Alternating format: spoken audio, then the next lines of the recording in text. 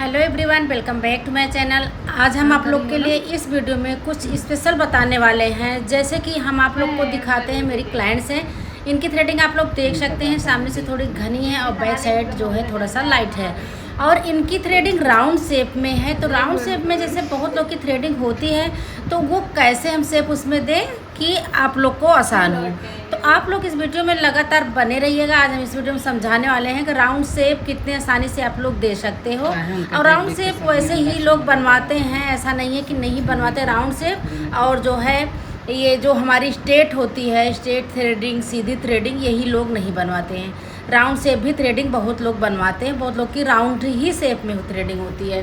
तो आज हम आप लोग को बताने वाले हैं, जैसे कि पॉइंट वाली जो थ्रेडिंग होती है वो बनाने में थोड़ा सा प्रॉब्लम होती है, बट ये जो राउंड वाली थ्रेडिंग होती है बनाने में बहुत आसान है। अब आसान कैसे, जैसे हम फ्रंट से सीजर से कट करेंगे, मेरी गाइडलाइन होगी। उसके बाद में हमें हेयर को निकालते और थ्रेड को घुमाते नीचे तक चले जाना है। बट आपको एक बात ध्यान रखना है, जैसे हमारी पॉइंट वाली थ्रेडिंग होती है, तो जो हम अपने थ्रेडिंग के पॉइंट पे जाएंगे तो वहाँ का हेयर बिल्कुल नहीं निकालते हैं। लेकिन जब हमारी राउंड वाली शेप होती है, राउंड शेप हमको देना है, तो जो हमारी पॉइंट पे हेयर्स होते हैं उसको हम आसानी से निकाल लेंगे, क्योंकि वो हमारे राउंड शेप जो है थ्रेडिंग ऑलरेडी है पहले से, तो उसमें हम पॉइंट वाली जल्दी जो है थोड़ा देने में टाइम लगेगा। तो आपको इसी तरह से निकाल लेना, आपको कहीं पे हेयर्स को नहीं छोड़ना है। हम आपको बार बार समझाते हैं कि जब पॉइंट वाली थ्रेडिंग आप लोग करोगे तो जो थ्रेडिंग के पॉइंट पे जाओगे वहाँ के हेयर्स नहीं निकालोगे, सीधे नीचे की तरफ थ्रेड को डाउन करोगे। इसी तरह से हमारी पॉइंट वाली बनती है। और बात आती है राउंड वाली बनाने की, तो राउंड वाले में हमको क्या होता है, उसमें मुझे पूरे हेयर्स को निकालना होता है, लेकिन बहुत डीपली नहीं निकालना होता। अगर वो हम हेयर्स को डीपली निकाल देंगे, जहाँ हमारी पॉइंट होती है वहाँ अगर डीप निकाल देंगे तो क्या होगी, मेरी थ्रेडिंग सीधी हो जाएगी। तो इस बात को आपको ध्यान दे के तभी थ्रेडिंग करना है। और रही नीचे की बात, नीचे के पास जो हमारे हैं नीचे के शेप उसी तरह से होंगे जैसे कि हम पॉइंट वाले थ्रेडिंग बनाते हैं। बस थोड़ा सा इसमें क्या होते हैं, थोड़ा सा हमको अब जहाँ हमारे पॉइंट होते हैं वहाँ ज़्यादा डीपली नहीं जाना है। हमको ऐसे राउंड से ऐसे घुमाना, जैसे कभी कभी होता है हम एक तरफ से स्टार्ट करते हैं तो वो धागे को धीरे धीरे ऊपर ले जाके ऐसे गोल में से थोड़ा सा लेके आना है मुझे, तो हमारी हो गई वो पॉइंट वाली थ्रेडिंग बनाना बहुत ही आसान है। बट थोड़ा सा ध्यान देना है कि हमारी पॉइंट वाली थ्रेडिंग बनाने में कहीं ऊपर से हमारे हेयर्स ज़्यादा ना निकल जाएं।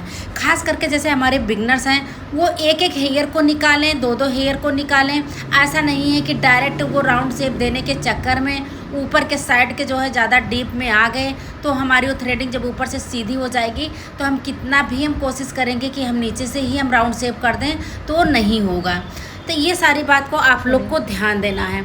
अब देख सकते हैं इनकी थ्रेडिंग पॉइंट पे नहीं है, एकदम राउंड पे है पूरा। अब हमारे ये फ्रंट का निकालना, तो फ्रंट ही हम ऐसे निकालेंगे आसानी से। अब देख सकते हैं फ्रंट वाला ध्यान देना है, क्योंकि ये सबसे निकलता नहीं है। सबके साथ यही प्रॉब्लम होती है कि सारी थ्रेडिंग करते समय सारे हेयर्स निकल जाते हैं। जब हम फ्रंट पे आते हैं, जो हमारे वो फिनिशिंग देना होता है थोड़ा हमारे नोज़ के पास की, तो वो हमें बहुत ज़्यादा प्रॉब्लम देती है। उसके लिए मुझे बहुत ज़्यादा प्रैक्टिस करनी होती, बहुत मेहनत करना होता है और बहुत दिमाग लगाना होता है। जैसे कि अभी हम बिगनर हैं, न्यू हैं, तो बाकी आपको करते करते अगर आपकी प्रैक्टिस हो जाएगी तो कैसी भी थ्रेडिंग आएगी। तो आपका बाएं हाथ का खेल नहीं, 2 मिनट का 1 मिनट का खेल है।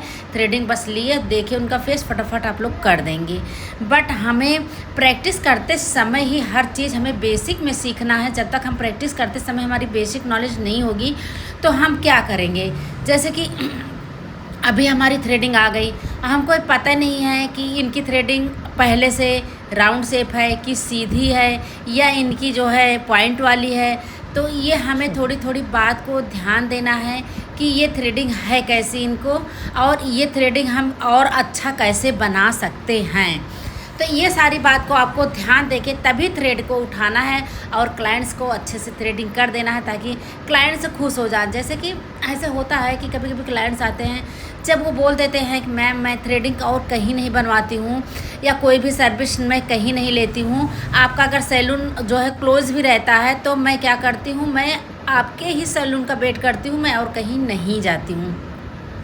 तो अगर आपको ऐसे क्लाइंट से ऐसे सुनना है तो उसके लिए आपको प्रैक्टिस होनी चाहिए, नॉलेज होना चाहिए, बेसिक नॉलेज होना चाहिए, और ख़ास करके आपको ये देखना है कि इनकी थ्रेडिंग है कैसे और इसको हम और बेटर कैसे कर सकते हैं।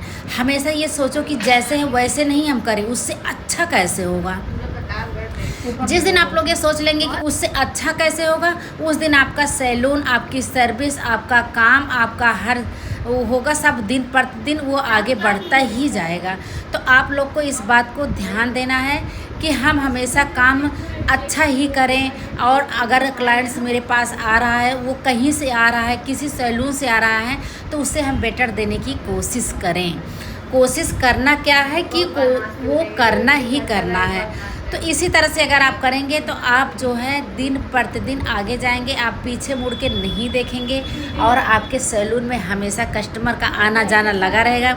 जैसे कि अभी एक हम इस टॉपिक पर बात करती हूँ, जैसे कि अभी कल एक कमेंट आया था कि मैम हमें 4 महीने पार्लर ओपन किए हो गए हैं, बट हमारा जो है हमारे यहाँ कस्टमर नहीं आते हैं, जो है हफ्ते में 2 कस्टमर 3 कस्टमर आ जाते हैं, ज़्यादा नहीं आते हैं।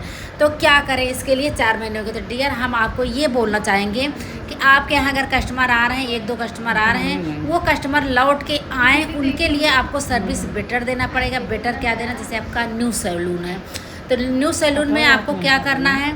आपको काम अच्छा करना है, थोड़ा एक्स्ट्रा काम करना है। एक्स्ट्रा काम जैसे आप फेशियल कर रहे हो, फेशियल करने के बाद उनका थोड़ा सा बैक मसाज कर दो, थोड़ा सा बैक स्क्रब कर दो, उनके गले पे थोड़ा सा स्क्रब दे दो, और उनके जो है धीरे धीरे ऐसे थोड़ा सा एक्स्ट्रा सर्विस दे दो। जब एक्स्ट्रा सर्विस दे दोगी तो कस्टमर आपके हो जाएंगे, और आप जो है आप तो वो तो आएंगे ही, 2-4 को और लेके आएंगे, तो आपका सैलून धीरे धीरे चलने लगेगा। वैसे हम आपको बताना चाहेंगे, आप जो है बिल्कुल निराश मत होइए, क्योंकि कोई भी हम शॉप डालते हैं या कोई भी कुछ करते हैं तो उसको चलने में 7 से 6 महीने लग जाते हैं, क्योंकि लोग आते हैं, लोग जानते हैं, आएंगे, आपका काम देखेंगे, आपका जो है धीरे धीरे उन पर विश्वास होगा तो आना शुरू कर देंगे।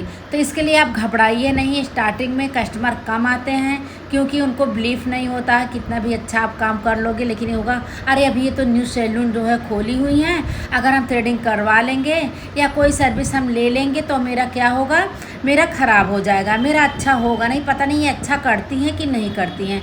ये सारे क्वेश्चन आते रहते हैं। तो ये छोटी छोटी बात को लेके आपको माइंड नहीं रखना, बस एक पेशेंस रखना है, आपको हार नहीं मानना है, आपको लगातार सैलून ओपन करना है। कस्टमर आ रहे हैं, उनसे अच्छे से बात करिए और उनको जो है सर्विस अच्छी दीजिए। और जैसे कुछ पैसे भी डिस्काउंट करवा रहे हैं, तो स्टार्टिंग आपका सैलून है, स्टार्टिंग आप अपना ओपन किए हैं, तो कुछ अपना डिस्काउंट भी दे दीजिए। ऐसा नहीं है कि आप उसी पे एक बात बोल दी कि मुझे नहीं, हमको 500 लेना है, तो 500 पे आपने रुक गया। जैसे कस्टमर सामने वाला बोला नहीं मैम 500 नहीं, जो है 10-20 या 50 रुपये कम कर दीजिए, तो अगर वो आपका कस्टमर फर्स्ट बार आ रहा है, कुछ आपको से डिस्काउंट करवा रहा है, कुछ कम करवा रहा है, तो आप कर दीजिए। इससे क्या होगा, क्लाइंट्स खुश भी हो जाएंगे और नेक्स्ट टाइम आपके सैलून में आएंगे। तो 10-20-50 अगर आप कम कर देती हैं तो आपके परमानेंट कस्टमर बन जाएंगे, तो हमेशा आएंगे, अगले को लेके आएंगे, क्योंकि आपसे खुश हो जाएंगे। 10-20-50 से कुछ होता नहीं है। इससे क्या होता है, मेरे कस्टमर आने लगेंगे, रेगुलर हो जाएंगे, तो उनसे उन्हीं से हमारा अच्छी खासी जो है कमाई शुरू हो जाती है। तो ये छोटी छोटी बात को आपको ध्यान देना है अपना सैलून चलाने के लिए। उसके साथ आपकी थिंकिंग पे डिपेंड होता है, आपकी थिंकिंग अच्छी होनी चाहिए, कस्टमर से कैसे आप बात कर रहे हैं, कैसे आप कस्टमर के साथ पेश आ रही हैं, ये सारे बहुत मायने रखते हैं। तो थ्रेडिंग कैसे लगी आप लोग कमेंट करके ज़रूर बताइएगा, क्योंकि देखिए बात करते करते हमने थ्रेडिंग बना दी और बहुत ही अच्छी शेप आई है। तो थैंक यू सो